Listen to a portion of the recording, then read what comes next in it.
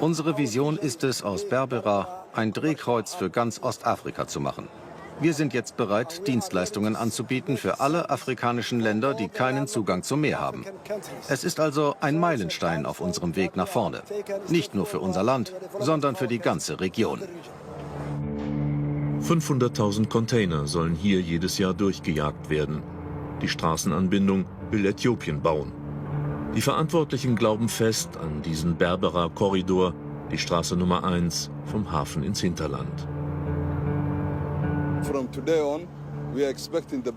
Wir sind voller Hoffnung, dass von heute an richtig große Containerschiffe in unseren Hafen kommen. Direkt aus China, Amerika und Europa. Früher kamen nur kleinere Frachter hierher nach Berbera. Heute ist schon der erste Tag, an dem wir ein Mutterschiff aus China hier liegen haben. Wir sind sowas von glücklich deswegen.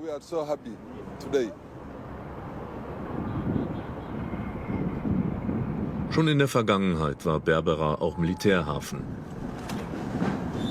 Die Marinebasis wird ebenfalls den Vereinigten Arabischen Emiraten überlassen. Ihnen und damit auch ihren US-amerikanischen Freunden.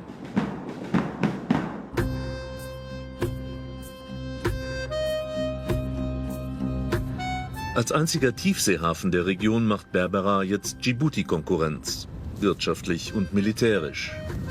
Als nächstes will man die Emirate noch eine Airbase im Land bauen lassen.